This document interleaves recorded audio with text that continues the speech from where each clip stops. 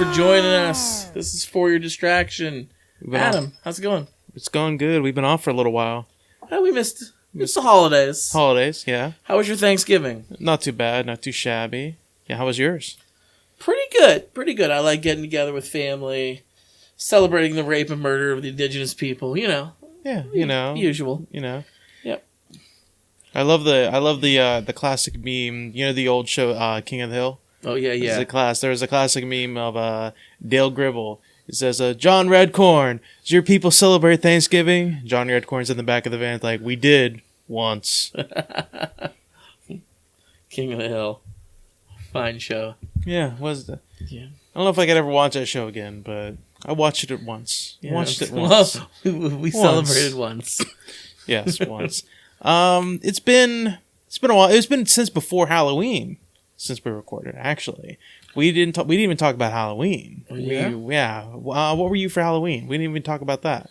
Wow, we were that far away. Yeah, Okay. we didn't even talk about that. Halloween, I was Captain Hook. Arr, matey, Captain Hook. I was Super Mario for Halloween. So that was an interesting. We partied it up, you know. We had a good old romping time during Halloween. It was a very nice time. Yeah. Lots of debauchery. One thing I will give anybody advice: if you wear a fake mustache, I have a real mustache, but I don't have a good thick mustache for Super Mario. If you're wearing a fake mustache and you're going to a party, you're doing a lot of drinking, be forewarned. Your mustache is going to absorb a lot of alcohol. So be forewarned. That thing's going to store a lot of booze for you later. So speaking of booze, what are you drinking right now? I'm drinking a little bit of Yingling. That's your go-to. A little bit of Yinglings. I don't know how much drinking I'm going to do tonight. My stomach's a little queasy. A little queasy. I think I got that E. coli. I think I got that little E. coli. Yeah. How'd you get E. coli? I think I got the E. coli. I had a salad. Yeah? Yeah, I ate a salad. You don't like salads. I'm not the biggest fan, but I'm forcing myself to eat a little bit healthier, so I've been eating salads a little bit. But, you know, there's an epidemic that went around. You know, really? The E. coli epidemic of romaine lettuce. Oh, no. Yeah. That's too bad. Yeah. Guess you salad eaters, you vegetarians and vegans are in trouble. Yeah. You know, I saw a funny meme in regards to that. It said, so the CDC comes out and says that your romaine lettuce may be tainted with E. coli, and everybody's quick to burn their lettuce. Meanwhile, the same organization tells you to vaccinate your children, and then magically they're part of the Illuminati. Well, I mean, it's because the Illuminati controls your life. That's why, you know. Yeah, but they don't. But they do. No. They do. They really don't. I've seen National Treasure. Yeah. That's a movie. I have a friend who is like this huge conspiracy theorist guy. And, you know, a little bit it's fine. You know, it's funny sometimes. I mean, I've gone down the rabbit hole before. I've watched the alien videos on YouTube and stuff like that, you know. But he is convinced that the forest fires that are wreaking havoc in California right now, that have killed like 60 people. That's intense. He is convinced that NASA and the government caused them by space lasers. I heard that's a thing. Yeah, he's like dead balls serious. And I'm just like waiting for his punchline, and I'm like, dude, come on. People are dying. Like, stop joking. He's like, oh, I'm dead balls serious. And I'm like, I can't even talk to you What's the anymore. motivation though? You had to ask him like you had to have went down the rabbit hole with him though. Like when somebody says something like that, you got to ask him like, okay, what's the motivation then? I don't really know. It had something to do with federal funding going to California. California was not listening to the Trump administration and still sponsoring sanctuary cities. Like, I'm dead serious, dude. This was so out there. So absolutely out there. So, because California wasn't listening to Trump ordered NASA to aim the secret space lasers at California. Yes. And wow. His reasons are, he's like, have you even looked at photos of the fire? He's like, there's trees. there's like pine trees and evergreen trees that aren't touched by flames. Meanwhile, houses and houses are destroyed. Like, it's so batshit crazy. This guy's, he's a good guy, but damn, he's way off the deep end.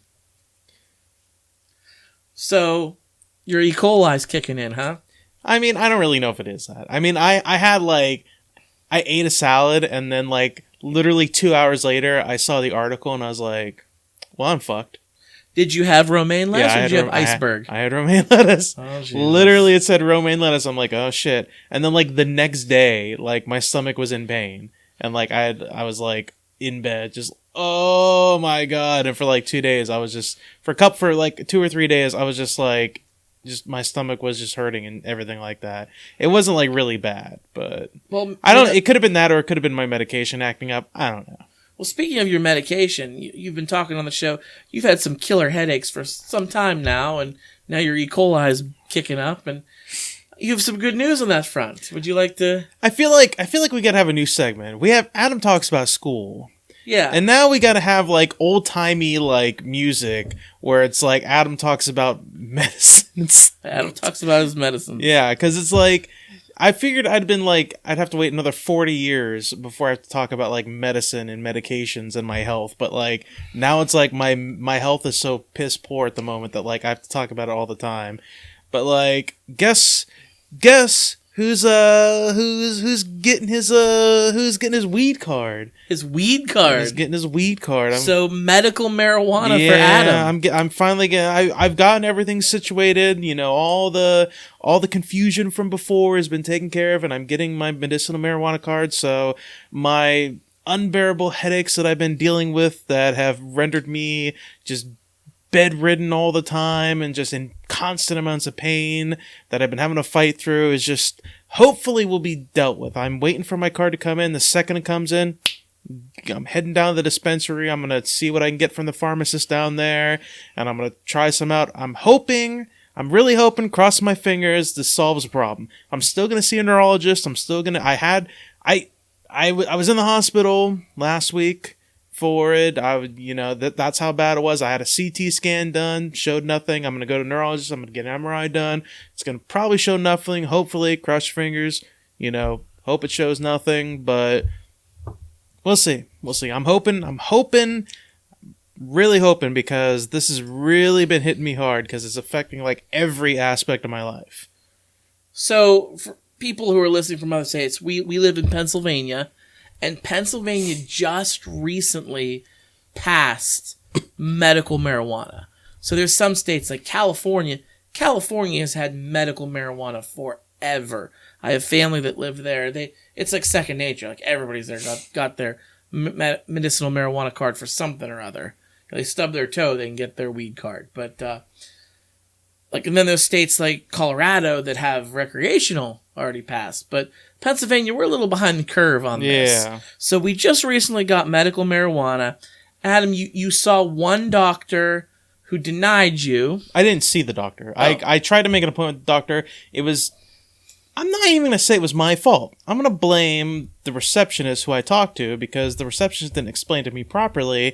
I called to try to make an appointment and the receptionist didn't explain it to me properly until I asked further, like, what the fuck is going on? And the receptionist finally explained to me properly. Apparently, the reason why the doctor I talked to told me that I couldn't make an appointment with them was because the doctor I was trying to make an appointment with could only prescribe medicinal marijuana to patients who have the condition that the doctor had a specialty for. So, like, if I had a certain type of cancer or whatever that doctor's specialty for, then I could go see him. If I'd have known that a long time ago, I would have probably had my card like a month ago or something like that. So now, when I had that taken care of, I made like another appointment with another doctor, and she saw me within like a day. And within a day, I was in the doctor's office, and I talked to her. We sat down for like an hour discussing it and everything like that. And yeah, everything was taken over. Everything was hunky-dory. Yeah. Okay, my next question is, because I'm kind of ignorant on this. Like I said, we're new to this here. But when you get your card and you go to the dispensary. Dispensary. Yeah. When you go there, you don't get like a baggie of green ganja, right? Like you don't smoke it. You get like there's like they do cannabis oil or they do edibles. Apparently, or they do hemp pills. In Pennsylvania, the only thing you don't do is edible. Evidently. That's the only thing you don't do in PA. They don't sell edible stuff in Pennsylvania. Okay. But they do everything else. Oils, I guess they do herb as well. They do everything else. The only thing they don't do is edible. So you could get smokable. Yes. Really? You'd think that wouldn't be very health conscious either. Because smoking anything, whether it's natural or not, into your lungs can't be good for you. No, but... You'd think the cannabis oil would be the route they'd want you to go. Yeah, but I mean, it's just a matter of preference of the person that wants to take it. And you're going to have to probably do trial and error. Like, I think you're open to try whatever, whenever. More than likely, I'm going to be vaping. That's vaping? That's more than likely I'm going to vape. Because it's... You need to get a weed pen. Yes, that's more than likely. Because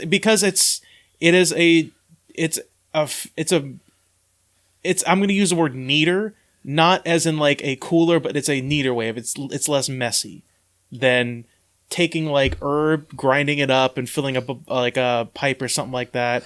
It's less messy than to just take like a pen or something like that and using that on the go. You vape now. I don't vape now. You vape now. I don't vape now because I don't have a vape pen. I will vape. Oh, well, once you start vaping, I want you to come on here and say, "Hey, Scott, guess what? I vape now." Yeah, when I start vaping, I will vape. Okay, good. You'll vape now. But like it's really interesting because like apparently there's even like disposable like vape pens where it's like you just have like they sell apparently vape cartridges where it's like you buy like a vape pen and then you buy like oil cartridges where you just like screw it on and then you smoke that and then when that's depleted you just take the cartridge off, toss it away, and then buy new cartridges. And then they also have other ones which are disposable vape pens, which are just like one-use things where it's like you use it, once it's depleted, you throw it away, and then you buy a new pen. Kind of thing, which are a little bit cheaper, obviously not as expensive as like regular pens, but like that kind of route for like if you want to try something new or something like that, you know. Apparently that they sell them on that route.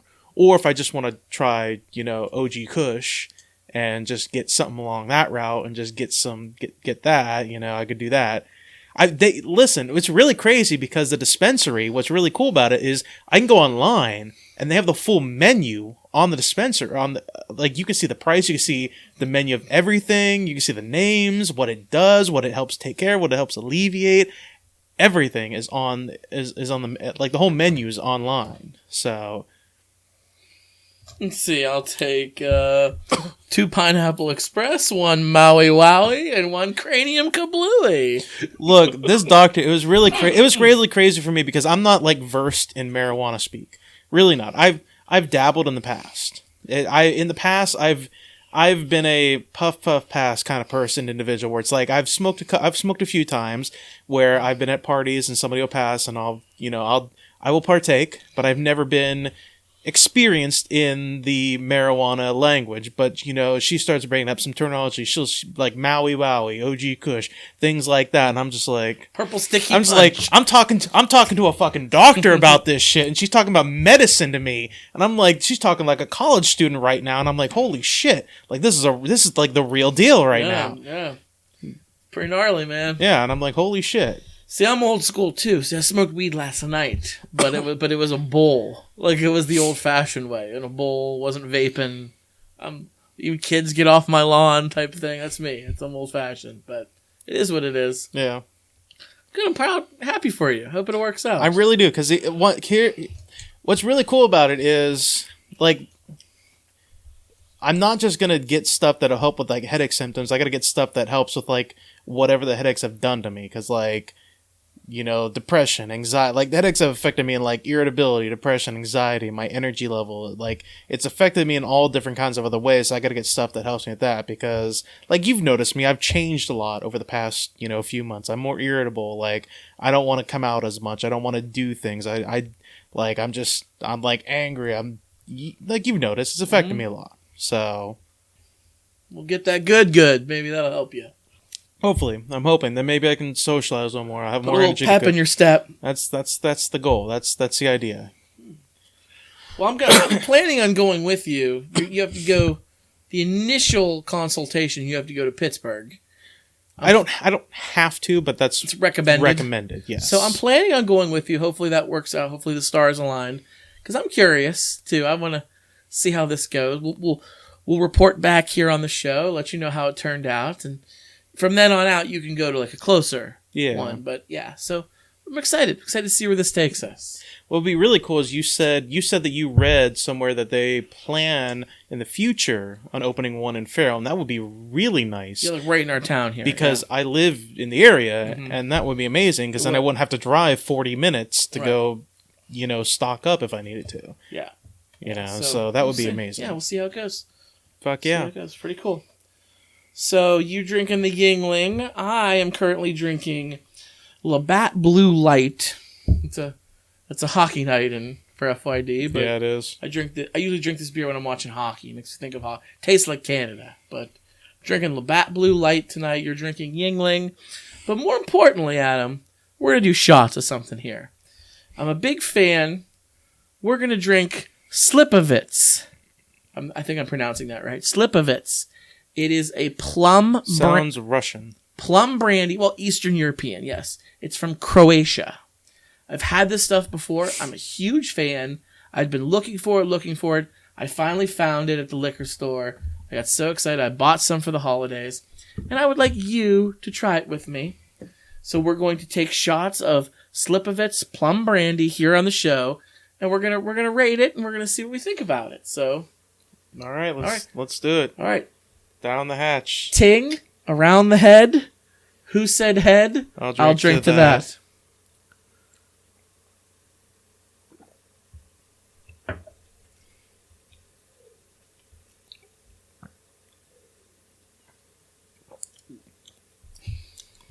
It's pretty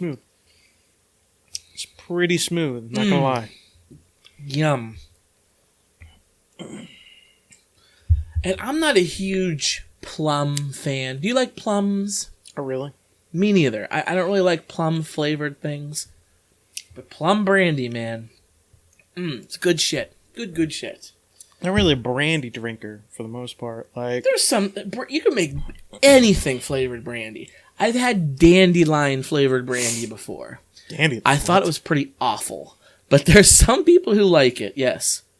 You can make anything flavored brandy. But I was introduced to this plum brandy.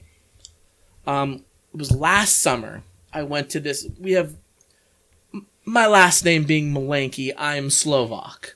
And they have a Orthodox food festival. That's why you call you Stank Malenk. Orthodox food festival here in the valley, where they have all kinds of ethnic foods from Greece, from Serbia, from Slovenia, from the Czech Republic, from all these Eastern European countries. They make their food. And I go to it every year. I was enjoying it. And I went last year, and this guy came up to me. He, drunk as a skunk, hammered off his ass, just liked me, made friends with him, and he had a bottle of this stuff. And we did several shots of it. It was so good. So good. Well, I had forgotten the name of it. Didn't even know this guy. I wonder why. So I went back this summer. I was hoping to find that guy. Couldn't find him. But I saw a bunch of old men drinking crazy things. And I'm like, they're going to know what I'm talking about. So I went up to them. They spoke broken English. It was really cool. But I kind of explained to them what it was. I said, it was plum brandy. They're like, oh, Slipovitch. So I got some, finally found it, got some. And now we've had it. And I'm a big fan. I have to do another one before the show's over. It's not bad. Do another one before the show's over. I'll do a small one. Yeah. Definitely a smaller one. But yeah. It's only 40%. It's kind of tame. 40% alcohol by volume. Slipovitz plum brandy. I'm a big fan. It's kosher for Passover, Adam, so Heyo. You got that going for you. All right. Well, all right, let's get into it, huh? Let's get into it. We got to pour one out for one's homies. Oh, I'm not going to pour any of the Slipovitz out, but no, but we got to pour one out for one's homies. We lost a great man. We did. We knew it was coming, though. It was we knew for a long time that he was getting up there. How old was he? 95. 95 in the end. 95 years old. Okay. Great life. We knew it was coming for a long time because he was getting up there in age. The last couple years, his health was failing. We heard reports. Yes. Yeah. Who are you talking about? Talking about the main man, the man himself, the legend himself, legendary Excelsior Stan Lee. Stan the Man Lee. Yes, Stan Lee. I was a big fan. Died. I was devastated when I heard about this. When I first heard Stan Lee died, at first I didn't believe it. At first I was like, nah, no way. Because Stan Lee seemed like the kind of man that was like, he's gonna be around forever. Like he's gonna outlive us all. Like he's a cockroach. He's literally a cockroach. He will outlive the world. You fucking cockroach. Yeah, he will outlive everybody. Like we will be old men and we will see there's Stan Lee. He's in Iron Man 72. You know, just there he is. Like, I mean, he's responsible for all the greats. I mean, let's do the list: Spider-Man, Incredible Hulk, Fantastic Four, the X-Men, the Avengers, all of them. Fantastic Four was his first one. Yeah, like that was his start. Like, yeah. I mean, the list goes on and on and on and on and on. But yeah. Sad, very sad. He lived a great life, and I loved his cameos that he does in all the films based off his characters. What's great about it was I played Marvel Spider-Man on PS4. The new Spider-Man. The new Spider-Man. He even had a cameo in that. Yeah? They gave Stan Lee a cameo in that film. I think he played the cafe. In the game, you mean? Yeah, in the game. I think he played like the cafe owner or something like that. It was something like that, I think it was. Or he played some random guy in like one of the cutscenes on the street. I can't remember what it was. I have to go back and play the game again to see. But he definitely had a cameo in that game too. So I don't know how true this is, but I heard internet rumors that they knew that his health was failing, and Disney's got a plan. They've got their different phases lined up. They know what movies are coming. I had heard they have already filmed some scenes with him for future cameos. I don't know how accurate that is. They'll probably be unrelated to storylines, but maybe posted as after credits or such. Because he's done those before too. I hope that's accurate. I hope that's not just false, because I'd like to, it'll be nice to see him hanging around. So, Excelsior, man, I mean, it's sad, but I mean, like, he lived a long life, and I mean, he outlived his wife. His wife recently died. It's a shame. It's a shame in the end he died with all the controversy that started to surround him. What are you talking about? What was it? There was the the controversial stories. Let me look them up. There was the. I had heard, I don't know how true this is. His social media accounts were taken over by not him, and there was something to do with his estate. His estate was seized by his power of attorney. Yeah, something like that. And he was fighting to get the rights back, or it was his kids wanted to get they were going to lose the entire inheritance, the rights to the Marvel comics. All this stuff was taken over by his attorney, and I don't know the details behind it because I briefly remember hearing about it this past summer, but I followed Stan Lee on Twitter and on Facebook and the other social medias, and he used to post all the time, and it stopped, and there was just started being random ads posted by him. That's not him. He's not a sellout. Yeah. So then he posted an actual video of him, and he says, unless it's not a video by me, then it's not me. That was his thing now. So that's some controversy I'd heard about. I'm a little sad I didn't get to meet him. I never got to meet him either. I'm a little sad. He was one of those kind of guys where it's like I always want to meet him, but I always assume maybe I'll get to meet him someday. Maybe I get to meet him someday. Maybe I'll get to a Comic-Con someday. Maybe I'll get to meet him or something like that. He went to a lot of Comic-Cons. He was always at a Comic-Con.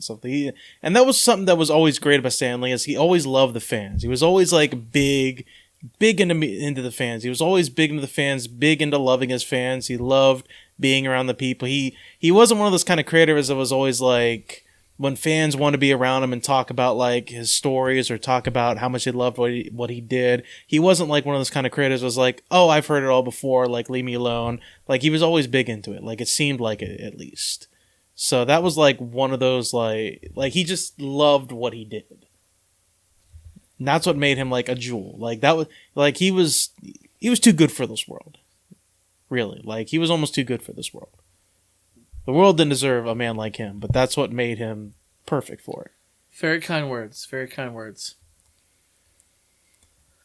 Now that we said some really kind words about him, let's get into some nitty-gritty stuff. So, did you hear about the controversy that came up after Stan Lee, the Bill Maher controversy? Oh, what, Bill Maher? No, I don't. I'm actually a Bill Maher fan. We've talked about this on the podcast before, Adam. You know I'm pretty hard on comedians. There's not many comedians out there that I find entertaining and funny, especially when it comes to stand-up. I actually really like Bill Maher. He makes me laugh. He's funny. But I did not hear what he said about Stan Lee. After Stan Lee died, he posted...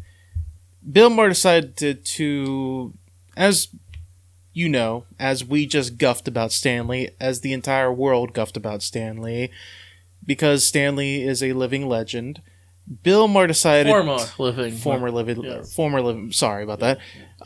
Former living legend, Stan Lee will always be a legend.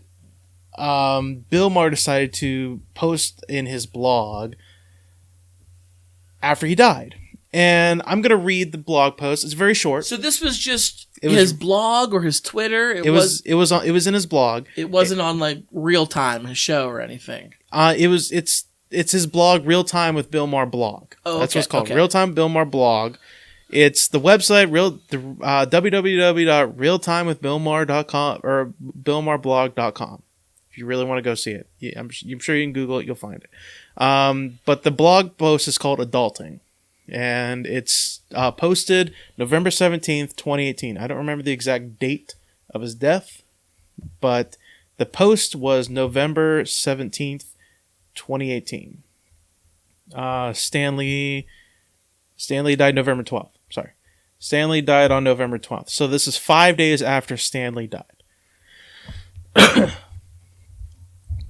Basically, this is what he wrote. The guy who created Spider-Man and the Hulk has died, and America is in mourning. Deep, deep mourning for a man who inspired millions to, I don't know, watch a movie, I guess. Someone on Reddit posted, quote, I'm so incredibly grateful I lived in a world that included Stan Lee, end quote. Personally, I'm grateful I lived in a world that included oxygen and trees, but to each his own. Now, I have nothing against comics. I read them now and then when I was a kid, and I was all out of... Sorry about that. Now, I have nothing against comic books. I read them now and then when I was a kid, and I was all out of Hardy Boys. But the assumption everyone had back then, both the adults and the kids, was that comics were for kids, and when you grew up, you moved on to big boy books without the pictures. But then 20 years or so ago, something happened. Adults decided they didn't have to give up kid stuff, and so they pretended comic books were actually sophisticated literature. And because America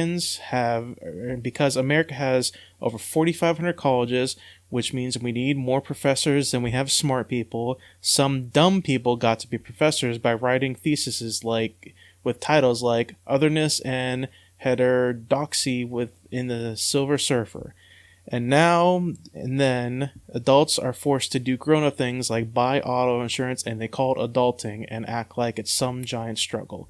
I'm not saying we've necessarily gotten stupider. The average Joe is smarter in a lot of ways than he was in, say, the 1940s, when A Big Night Out was a Three Stooges short and a Carmen Miranda musical. The problem is, we're using our smarts on stupid stuff. I don't think it's a huge stretch to suggest that Donald Trump could only get elected in a country that thinks comic books are important. That was his big post. Now, that was obviously not a bash directly at Stan Lee. He was mainly bashing comic book fans, people that... He's bashing the medium that Stan Lee helped to create. Yes. Arguably credited with creating. Yes. Stan Lee and Jack Kirby, yeah. Yeah. Now, people did not like, obviously, what he said. I can imagine. Because... Get ready, Internet. Yeah, get ready, Internet. Here comes the muscles. I, for one, absolutely disagree with anything, with whatever that post said, because, first of all, there's significant... Obviously, he's not read a lot of comic books, because first of all, there's significant mature themes in a lot of comic books. If you've read any X-Men book, you would know that X-Men is an allegory for racism in America. If you've read basically a lot of comic books, you would know that a lot of comic books parody a lot of different mature themes. So, if I'm not mistaken, I'm pretty sure Stan Lee was a pretty liberal guy. Yeah. Like, if you just read the metaphors in his comics, like, he's not, there's no way I didn't see any direct attacks against Donald Trump. But I'd be willing to bet that Stan Lee was not a fan of Donald Trump. Donald Trump is Dr. Doom. Let's face it. Basically, like I love this first comment, which is the most recent comment on his blog. For over 50 years, the X-Men has been a metaphor for the dangers and consequences of persecution, of racial and theological or origin or orientation base. Since 1939, the struggle between Batman and the Joker has mirrored the struggle between anti-nihilism and nihilism, which forms the core of Nietzsche's philosophy. And Garth Ennis's, I can't pronounce that last name, magnum opus Preacher was a testament to the human potential to find meaning and value in the world without God. Mm-hmm. Which I love it. Preacher, by the way. Yeah, which I love it because those 3 points are like, okay, that's a very, very educated. It's a very, very educated comment, which are all true to his comment of, yeah, only dumb people like comic books. Thank you, commenter of this, John Fielding. By the way, thank you. Yeah, I don't necessarily agree with Bill Maher in this one. I kind of see where he's coming from. That's Bill Maher basically commenting on it so he can that's Bill Maher basically taking a controversial stand to be for the sake of being controversial. That's all it is. Which he's done before. He's done before when he has, he's been this liberal juggernaut on his HBO show Real Time with Bill Maher. He has gone out and attacked any Tea Party, Donald Trump, right-wing, Christian evangelical, Republican, conservative, whatever. He attacks them up and down. But at the same time, if you've ever watched his documentary Religicalist, yeah, he attacks Islam and is spouting some of the same hatred that you hear from the right when they attack Islam. And there was a great clip on the internet of Ben Affleck, actually, speaking of comic books, was one of his guests on Real Time, who Ben Affleck's a huge Hollywood left-wing liberal. Like, there's no question about it. He's proud of that title. And on this episode, Bill Maher gets into a fight with him because Bill Maher is attacking Islam. And Ben Affleck fights him for it. So, no, Bill Maher is no stranger to controversy on either side of the aisle here. Yeah, I don't agree with him. I don't. I think he's being way too general.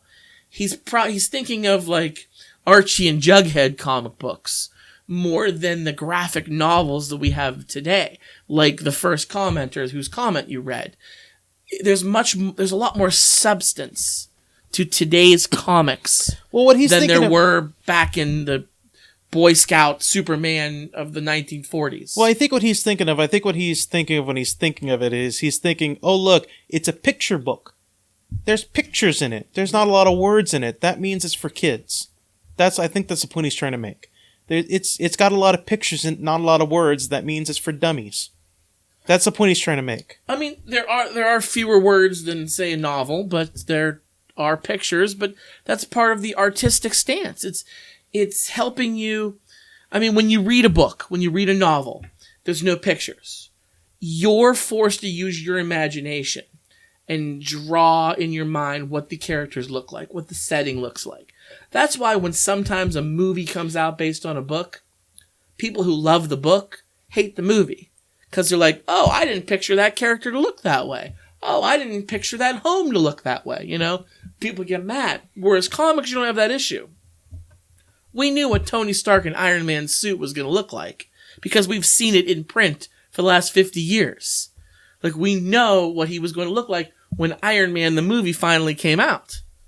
So the reason why I say that's his opinion of it, the reason why I say he assumes that they're all stupid books because they have pictures is simply because of his last sentence in his first paragraph. But the assumption everyone had back then, both the adults and the kids, was that comics were for kids, and when you grew up and moved on to big boy books without the pictures.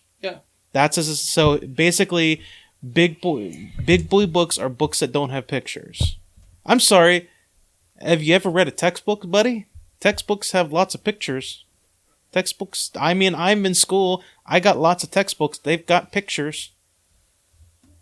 Textbooks, they teach you things. Yeah, I mean, but think about it. Like when is a 10-year-old gonna go pick up the #1 bestseller on the New York's Best Times list and read it?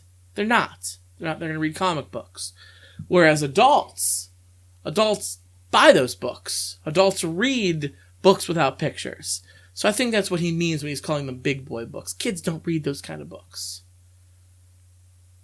I'm not saying he's right, Adam. I'm just devil's advocate here. I know. I'm just saying, but I'm also saying like he also calls them dumb books because he also calls like comic books kids books because they have pictures. Yeah. So I don't see why it just can't be an artistic rendition of a literary medium. That's because they got pictures. They're picture books. Picture books. Because little kids read picture books. Because little Berenstain Bears they got pictures in them. They're picture books. The who? The Berenstain Bears. They got pictures. The who? The Berenstain Bears. The Berenstain Bears. The Berenstain Bears. The Berenstain Bears? Isn't it Berenstain? I don't remember. What timeline are we on right now? We're in the Berenstain timeline. Oh, okay. Berenstain. Berenstain Bears are picture books. Okay, well, Bill Maher had a response after the internet had its shitstorm. Because, internet has a shitstorm, Bill Maher being a comedian. Of course, he's got to respond to it. He was on Larry King. Larry King was interviewing him, as apparently they like to do. Because Larry King's still on TV. Apparently he is. Jeez. Larry King was interviewing him on Wednesday. And he had a response. Larry King asked him about it, apparently. And Bill Maher's response was this, quote, "Talk about making my point for me. Yeah, I don't know very much about Stan Lee, and it certainly wasn't a swipe at Stan Lee. I'm agnostic on Stan Lee. I don't read comic books. I didn't even read them when I was a child. What I was saying is a culture that thinks that comic books and comic book movies are profound meditations on the human conditions is a dumb fucking culture. And for people to get mad just proves my point." That was his response. Apparently, people that got mad. He doubled down on everything. He KFC doubled down on that shit. And basically said discount double check. Yeah. He basically said, you people that got pissed off and tried to prove me wrong just prove my point that you people are stupid. Yeah. Yeah. So he's just trying to be that guy. Right? Yeah, he really is. I mean, I get it, Bill Maher. I hate Donald Trump too. He's awful. He's terrible. But to point the finger at the comic book culture for his rise, I don't think that's accurate. I don't. I wonder if he watched Thor: Dark World. And that's the only comic book movie he watched. And that's his opinion, maybe. I wonder if he's ever seen, a comic book movie. Or maybe he's like watched like some of the DC shitstorms, and that's where like his opinions coming out. Because like he says, he's never read a comic book movie. Maybe he's confusing DC with Marvel, and so he's thinking that, you know, the shitty DC movies are like the Marvel movies. Maybe he doesn't know what good comic book movies are. I'm wondering. I'm all for Bill Maher having his opinion. If he wants to have his opinion, fine. Have his opinion. But to say that the comic books haven't had any profound, any kind of meaning on culture, or any kind of profound meaning on human culture is a dumb fucking statement for you to make, considering the fact you've never read a fucking comic book in your life, because you don't know anything about the comic book medium yourself. Like, it's like I just said earlier, like, X-Men is an allegory for racism in America. Like, it's basically like, that's what I just said. It's racism in America. It's the mutants in the X-Men comic books are black people dealing with racism. Like, I don't know how much more clear I can make that. And there's plenty of other metaphors like that on all these other comic books. Like, I mean, I get what you're saying. Read a fucking comic book. Yeah. Read a series of comics. Do they have silly things in them? Yes, because they are still read by kids. But they also have mature themes in them because they're also read by adults. Read. You don't even have to read a comic book series. Like, read some Wikipedia articles. That's all, or read just, yeah. I like Bill Maher. I do. I agree with him probably 9 times out of 10. This is the 1 out of the 10 time that I don't agree with him. And because of that, it would be unfair to me to give him a pass. If this was coming from a right-wing religious nut who was attacking Stan Lee after he died, I'd be more angry. So for me to not say this, fuck you, Bill Maher. Fuck you and your stupid ass. Like, I get it. You're angry. You're pissed off. Just go back to your apartment in New York and just sit there and be angry all the time and shit on everything that people like. So what if it is an autonomous, mindless thing? We like it. We enjoy it. So what if it's mindless? And more importantly, care. It's not hurting anybody. Like, comic books did not get Donald Trump elected. I don't think comic books got Donald Trump elected. I really don't. Because guess what? People that voted for Donald Trump don't read comic books. Like, they really don't. If they read really don't. They would be mad at these metaphors that comic books are. Either that or they'd be too dumb to understand them. But the people that read conservatives read comic books. I don't think they do. The people that read comic books are the people that watch Star Trek and shit like that. Like, and the people that watch Star Trek are the people that like Gene Roddenberry and the people that like that kind of shit. And the people like, I feel like comic book nerds are liberals for the most part. I feel like, I'm sure there's a few sprinkled in there that aren't, but maybe not liberals, but like more democratic at the very least. I don't think they're Trump tards out there either, though. I don't think they are. I don't know. I think he's placing his rage in the wrong areas. I think Bill Maher seems like, you know way more about him than I do. He's not on my spectrum because he's not on my spectrum because of this, and this is how I feel about Bill Maher most of the time. And you're not a fan? I'm not the biggest fan of him. Okay. And that's fine. And I'm not a fan of him mainly because I have an assumption about him, and you can correct me if I'm wrong about this. Okay. My assumption of Bill Maher is he always has to be on the opposite end of the spectrum of everything. That's very accurate. He always, no matter what, if he's right or wrong, he always has to be the underdog and always has to be on the opposite end. No matter what, even if the side that he's opposite of is 100% right, and there's like proof that it is right, if that is like the majority, he has to be on the other side, arguing against it. And I don't like that. I don't like, literally, like, I feel like if there was some big controversial issue that 2 + 2 = 4, and he has to be the other side, they're like, no, 2 + 2 = 3. What are you fuckers doing? You guys are fucking idiots. Like, obviously he wouldn't do that, but I'm just saying, like, I feel like he's that kind of person where he has to be on the underdog side of, like, you people are stupid, blah, blah, blah, blah, blah. This is my reason why you guys are just a bunch of jagoffs. Like, and I don't like people that are like that, where they just have to. It reminds me, you know what he is? He's Brian from Family Guy. He's Brian from Family Guy. Yeah. He has to be the underdog of the world. Like, he cannot be with the group. He always has to be against the. He's very cynical. He always has to be against the cuff. And like I feel like he's that kind of person where if he argues with somebody and all of a sudden says, "You know what, Bill Maher, you're right. I'm coming to your side of the table." And the second they move to his side of the table, he'll stand up and move to the other side of the table. He's like, "I disagree with you. I'm moving to the other side of the thing." I don't know if it's that extreme. I can't. That he seems like that kind of person. But he holds true to his values for the most part. But if it's something that he could be controversial about to drum up, ratings, to get people pissed off. I'm a sports guy too, Adam. There's a couple guys who in sports do this.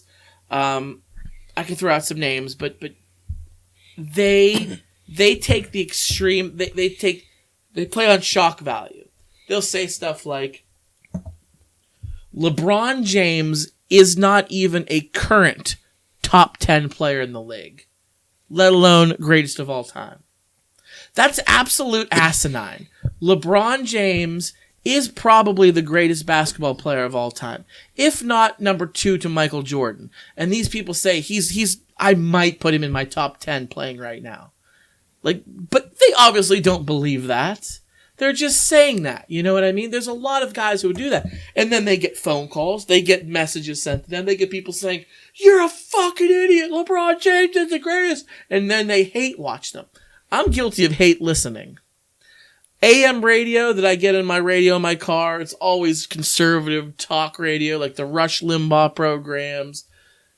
I'll listen to them from time to time. I'll hate listen. It's a thing. It happens. It happens. I hate listen, and I swear, and I get mad. I don't know why I do it to myself, but I hate listen. And there's people that do that. And I don't know if that's what Bill Maher's going for, but it could be. It could be. Probably. I mean, he's like the polar opposite of those Fox News pundits. That's what he is. He's like literally the polar opposite of those Fox News pundits you see. And those Fox News pundits are like, they're kind of a plague in this country, just as much as I think Bill Maher's kind of a plague in this country, because like the Fox News pundits spread misinformation. I don't think Bill Maher spreads misinformation, but I think he does spread a tiny bit of misinformation. Maybe not as much as them, but I think he does spread a tiny bit of misinformation.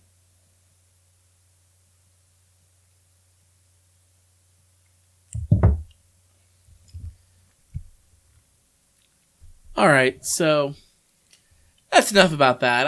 I think us talking more about Bill Maher is just feeding into what he wants. So let's just say, hey, we disagree with him on this. Stan Lee was a great man. He will be missed. But he will definitely live on through his characters in the universe that he created. And I'm excited to see where it goes from here. So yeah. So anyway, pour one out. Pour one out for one's Pour one out. Pour one out. So Adam, quick question for you. I got two things. Now. Do you like to go out to eat to a restaurant? You enjoy? Is that something you like to do? Sometimes. When you don't order romaine lettuce? Sometimes. Occasionally. Yeah, I mean, obviously you can't go out to eat every day. You'd be broke real quick because it's more expensive to do that. But I enjoy maybe once a week to go out have dinner somewhere. But I'm a guy that likes, watching TV when he eats. So, that's me. So the last two restaurants that I think I've gone out to eat at with family, and I have two stories that I would like to share. And the one, there's kind of an update. So, guilty pleasure. My wife, Kristen, and I, we went out to eat at Red Lobster. For the seafood lover. Red Lobster, yum. That's the wrong one. No, that's isn't not that it. the thing? No. That's Red Robin's Red yum. Robin, that's right. It's Red, a red red thing. Lobster for the seafood lover in you. That's what you're thinking of. Oh, okay. But that's okay. We went to Red Lobster. It's not the greatest. I love seafood. Seafood is my favorite food in the whole wide world. See, I'm not a fan. I'm not a big seafood guy. I could live off of seafood. They're water bugs. That's what they are. The Yum, seafood are yum, water yum, bugs. chomp, chomp, chomp. I will eat them up. Eat them up. All right. But unfortunately, where we live here in Western Pennsylvania, we don't have too many good seafood places like you do if you were on the coast, down south and such. So Red Lobster is kind of what we have. Now, I enjoy it. Guilty pleasure, I enjoy Red Lobster. Long John Silver's. Long John Silver's too. That's if you're going fast food, for sure. But Red Lobster was doing their Shrimp Fest, which is like the all-you-can-eat shrimp special. Big fan. So Kristen and I went one night. We were adulting. We went to a show. We didn't have the kids. They were being watched You're by my parents. adultering. What? We were adulting. Oh. We were okay. adulting, like Bill Maher said. Oh, okay. Adulting, yeah. Oh, okay. So I was going to say, what's going on? So we went to Red Lobster. It was like 9:30 at night, and they closed at 11. And we were some of the only people there. We're ordering our food. Our food came. And we're like the only people sitting in this section. And I've worked in the restaurant business. I waited tables for 6.5 years. I actually have my degree in hospitality management. I manage a place now. My background is in the hospitality industry, restaurant businesses.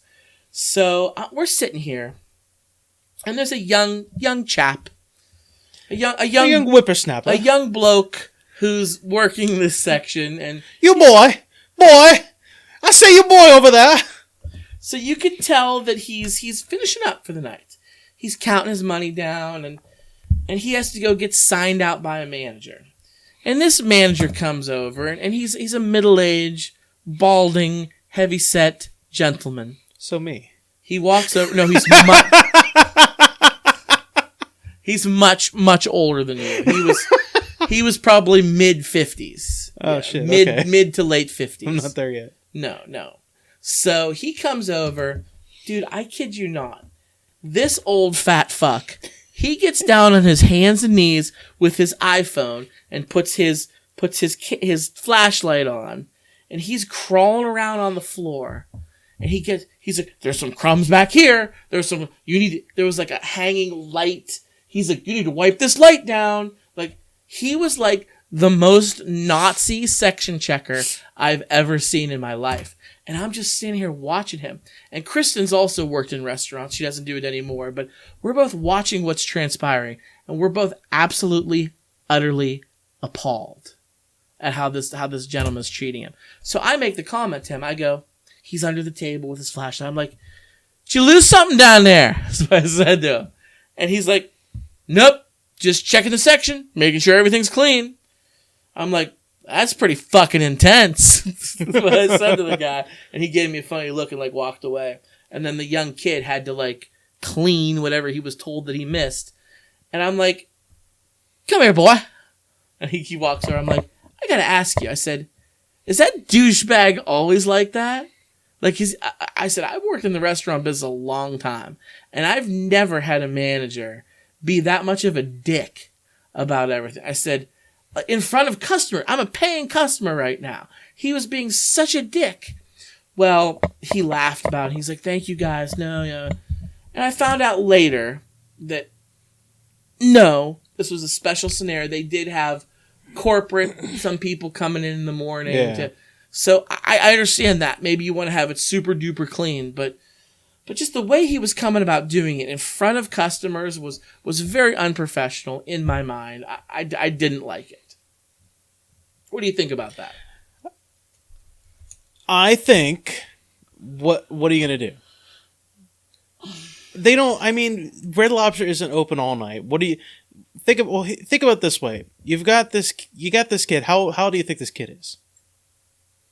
Maybe 21. 21? Yeah. This kid isn't going to be there all night long.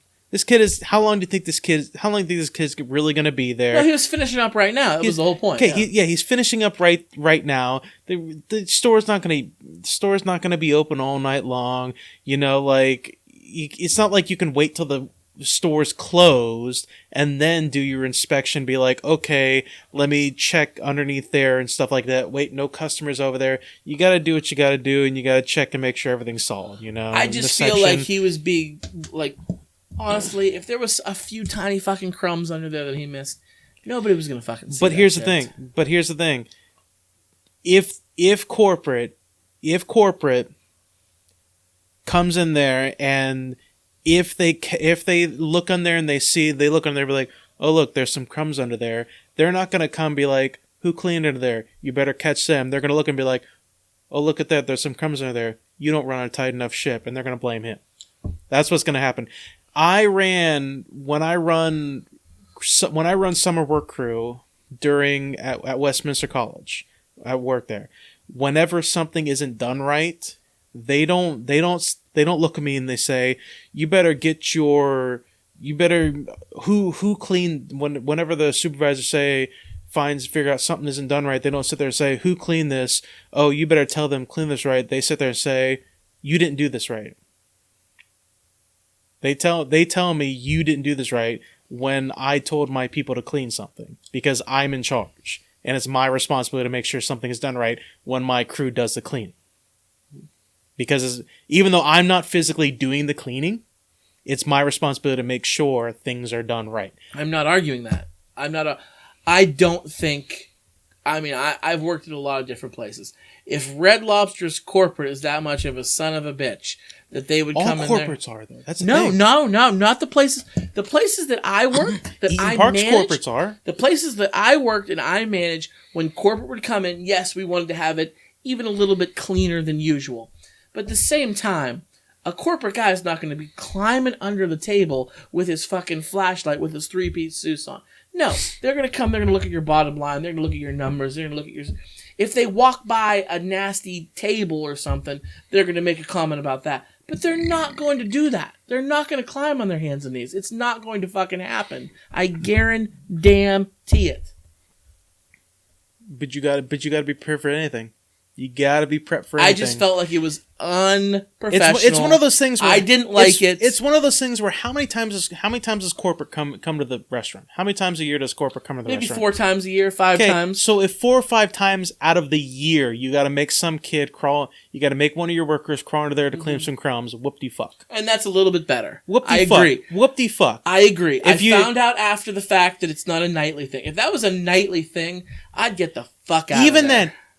Here, I'm gonna go a step further. Even then, even if corporate doesn't crawl under there, and you know for a fact, even if the manager knows for a fact corporate isn't gonna crawl under there, keeps ants from getting under there.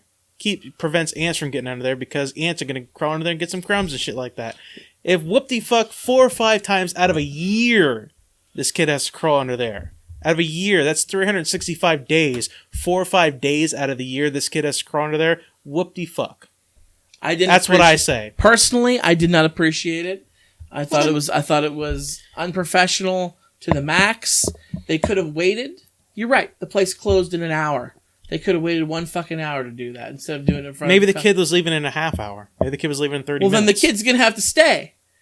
If you're gonna be that much of a dick, then the kid needs to stay. And how much does kid make an hour? They make like $2 an hour. The kid could fucking quit then.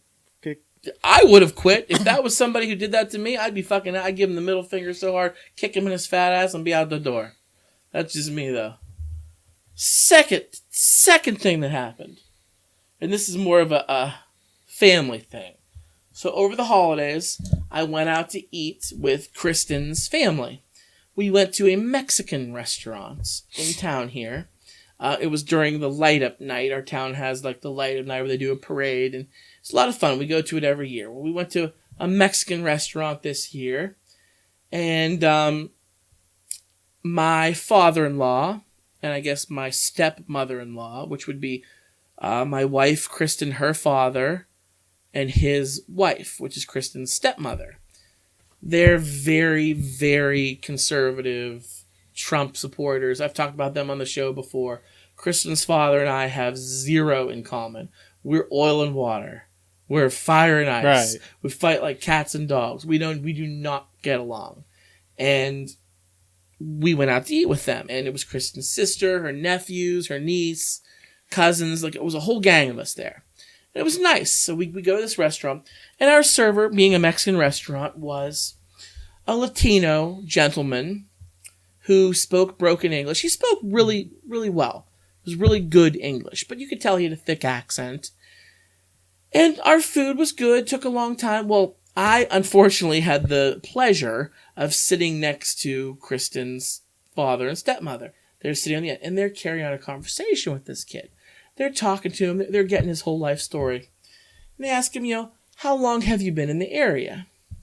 He says, I've worked here for about 4 or 5 months. I've lived here for about 6 or 7 months. I just moved into the area. And they're like, oh, that's great. Do you like it here? She's like, oh, I love it. It's a great town. It's like catching up with him. And then out of the blue, Diane, who's Kristen's stepmother, says to him, so I have to ask you, are you planning on becoming a citizen? She fucking said that to him, Adam.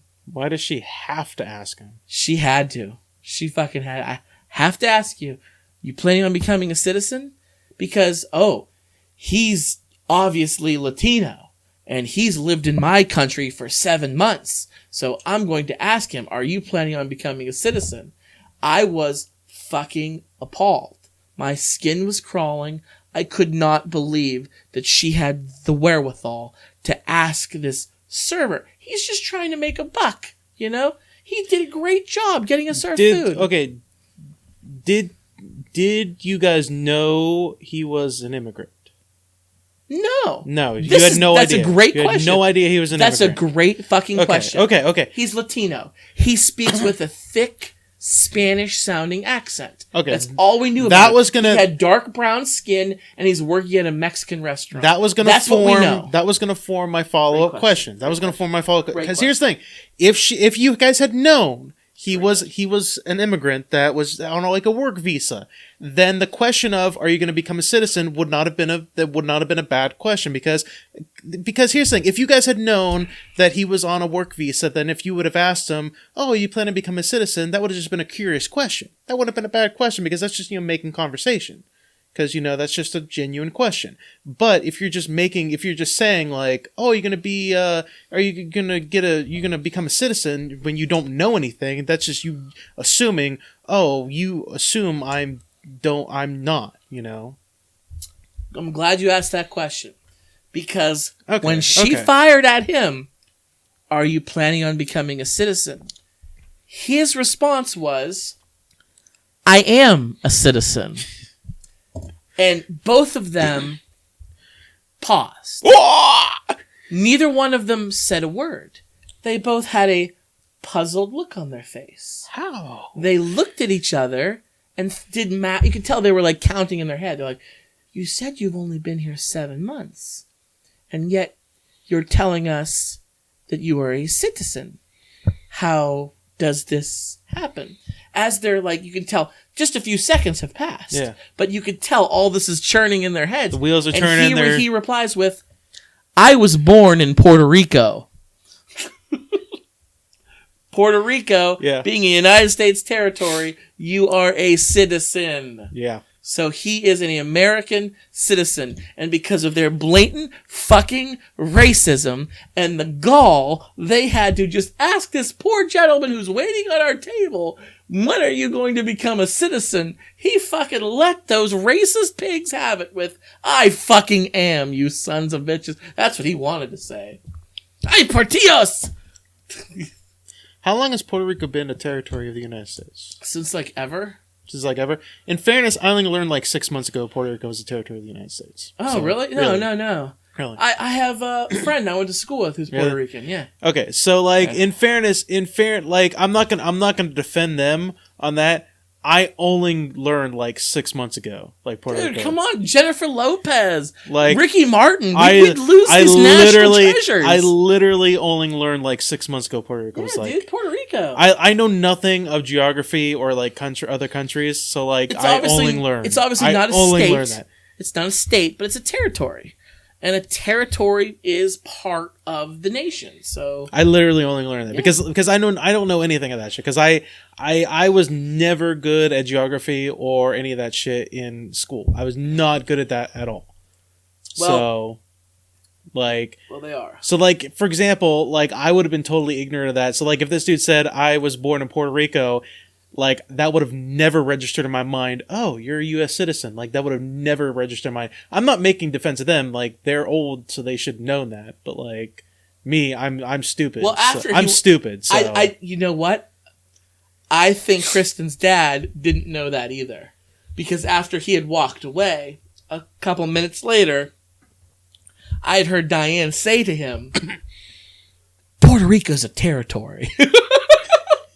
So she was telling him that, yes. Okay. But a territory, yes, if you're born, territory is part of the country. I know so, that. I know that. I just didn't. Yeah. I didn't know before like 6 months to like a year ago that Puerto Rico was like a territory of the United States. Right. I really didn't know that. Like I felt really dumb, and rightly so. Like I felt really dumb when I learned it. I was like, when did that shit happen? I was like, holy shit, Yeah. when did that happen? Fuck And then I found out it was a long ass time ago. I was like, I'm really fucking stupid. I'm like a real dumb shit. Yeah. It's okay though. Yeah. It's okay. Scott's over here like saying like, yeah, you're real dumb. It's okay. Adam, you're dumb. It's okay. It's irrelevant though. The fact that they said that to him was just so. Yeah, I would have never like said like, hey, when you can be a citizen? It was terrible. That's like me going up to some Asian guy and be like, you liking it in this country? You liking it here? Yeah. It's like the whole thing happened like a year ago. That's when that big, huge hurricane hit Puerto Rico. Oh yeah, killed all those people. They were without power.